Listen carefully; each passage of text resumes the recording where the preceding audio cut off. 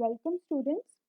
So today we will study the last part of the lesson, that is classification of microbes. Among the living organisms, microorganisms are largest in number. They are actually present everywhere around us. So as they are largest in number, we have to classify them to understand them. Hence, they are classified as follows. Microorganisms are first classified into prokaryotes and eukaryotes. Now, just a small revision. Prokaryotes means organisms which do not have distinct nucleus or cell organelles, whereas eukaryotes are the organisms that have nucleus. Now, under prokaryotes, we have bacteria, and under eukaryotes, we have protista, fungi, algae. Now, beside this table, we have few measures given with reference to size of microbes. We have to remember this. 1 meter is equal to 10 raised to 6 micrometer. The symbol for the same is given in the bracket. Again, 1 meter is equal to 10 raised to 9 nanometer. Symbol is again given in the bracket. The first one which we are studying now is bacteria. Size is 1 micrometer to 10 micrometer. Now alongside we can see some pictures of bacteria are given. Now from this picture itself we can make out that all the bacteria present are not of the same size or even of the same shape. We have Coccus, Coccobacillus, Bacillus, Vibrio, that is comma-shaped bacteria, and Spirillum, which means it is spiral. So it is easy to remember them. Number 1, unicellular independent parasitic organisms, which mean bacteria are unicellular. Unicellular means they have only one cell. Independent parasitic organisms. Now, parasitic means organisms that lives in or on other organisms and takes its nourishment from that other organism. Sometimes many bacteria together form colonies. Now, if we take our example, many people living together, we call it a colony. Similarly, when many bacteria come together, they form a colony. Point number 2, bacterial cell is prokaryotic with cell wall but distinct nucleus or cell organelles are absent. Now in the very beginning, I had already told you all that bacteria come under prokaryotes. Now prokaryotes are the ones which do not have a nucleus or cell organelles. Now second point, it means the same. Bacterial cell is prokaryotic with cell wall, which means they have a cell wall but they do not have a nucleus or cell organelles. Number 3, they reproduce by simple binary fission. Now here binary fission means the process in which prokaryotic organisms divide and reproduce. It is a method of asexual reproduction.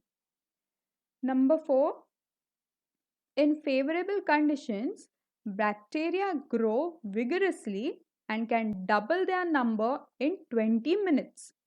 Now, vigorously means with a lot of force or involving a lot of strength, we can say.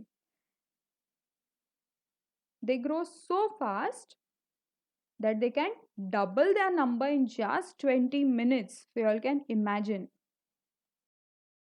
Now, here, as I had stated, that they reproduce by simple binary fission. So, this is just a small picture for you all to understand what is binary fission. Very starting we can see we have only one cell, and by the steps, the last step we can see it is separated into two. So this is binary fission of bacteria. Next we have is protozoa. Size is approximately 200 micrometer. Few examples of protozoa are also given alongside. Protozoans are found in soil, fresh water, and seawater. Some are found in the body of other organisms and are pathogenic. Pathogenic means they cause diseases. These are unicellular organisms with eukaryotic cell. Again, unicellular means single cell, eukaryotic which means they have a nucleus. Point number 3, there is great variation in cell structure, organs of locomotion, and mode of nutrition among protozoans, which means there is a great variety in the cell structure. Organs of locomotion means organs which are involved in the movement or motion, and also mode of nutrition by the way they feed themselves. Point number 4, these organisms reproduce by simple cell division.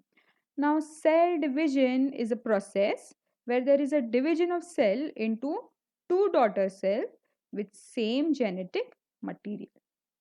Example we have amoeba paramecium, free living in dirty water. Antamoeba histolytica causes amoebiasis. Now, amoebiasis is an infection caused by amoeba. Plasmodium vivax causes malaria. And last we have Euglena autotrophic. Now here again there's a example or a picture I've put here so that you all understand what is cell division. We have a parent cell, DNA replication is happening, which means they replicate each other, and then we again get two daughter cells at the end. Next one is fungi. Size approximately 10 micrometer to 100 micrometer. Few pictures of fungi are given alongside.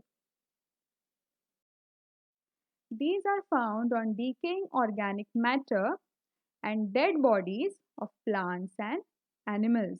Now, in the earlier lecture, we already saw an experiment about fungi, that we took a moist bread, kept it aside for a few days, and saw the changes happening. It is the same thing. They are found on decaying organic matter and dead bodies of plants and animals. These are eukaryotic organisms. Eukaryotic means they have nucleus. Some are unicellular and others are visible with naked eyes. Now, fungi, under fungi, there are few organisms which are unicellular. Unicellular means they are single celled. And the organisms which are single celled are very, very small, very, very minute. Others are visible with naked eye, which means there are organisms which are also visible by our naked eyes. Point number 3, saprotrophic, which means absorb their food from decaying organic matter. Number 4, they reproduce sexually and asexually by cell division or by budding. Now, cell division, I already told you all what is it. Budding is a type of asexual reproduction in which a new organism develops from a bud. Now, examples we have baker's yeast, candida, mushroom, etc. Next one we have algae. Size is approximately 10 micrometer to 100 micrometer. Alongside we can see few pictures. If we observe this picture, we can see that there is water present in all the pictures. Plus, we can see there is greenish color available in all the pictures. Now let's see what is it.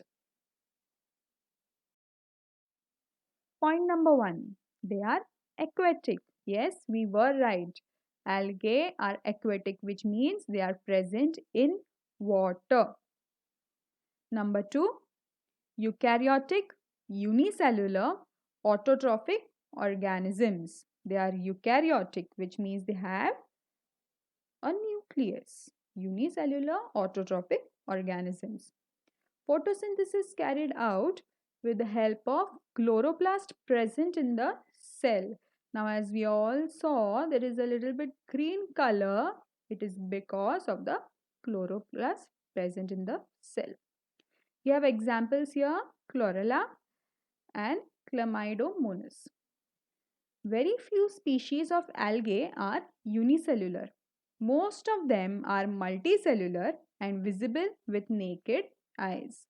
Now here under algae we have organisms which are unicellular, plus we have organisms which are multicellular. Earlier also I told you are unicellular having single cell, which means they are very very small, whereas multicellular, which means they are visible. Next we have is viruses. Size approximately 10 nanometer to 100 nanometer. Viruses are extremely minute, that is, they are 10 to 100 times smaller than bacteria and can be seen only with electron microscope. They are found in the form of independent particles. Virus is a long molecule of DNA. DNA means deoxyribonucleic acid, or RNA, ribonucleic acid, covered by a protein coat. Now, the very present example of virus which we can take is coronavirus. Yes, it is very, very minute, smaller in size than that of bacteria, and it is found in the form of independent particles. Viruses survive only in living plant or animal cells and produce their own proteins with the help of host cell and create their numerous replica. Then they destroy the host cell and become free.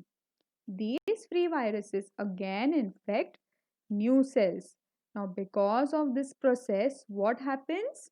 Viruses cause many diseases to plants and animals. Do you know? Human poliovirus, influenza virus, HIV/AIDS virus, etc. Now, here we can see that humans get these mentioned viruses. Next, we have cattle, picornavirus, plants, tomato wilt virus, tobacco mosaic virus, etc. Bacteria, bacteriophage. Now, bacteriophage means virus attack bacteria. Institutional work. Students, you all have to remember this. It's very important. National Institute of Virology, Pune, is involved in research of viruses. This institute has been found in 1952 under the jurisdiction of Indian Council of Medical Research. With this, we end our first lesson. I hope you all understood whatever I tried to teach you all. Thank you.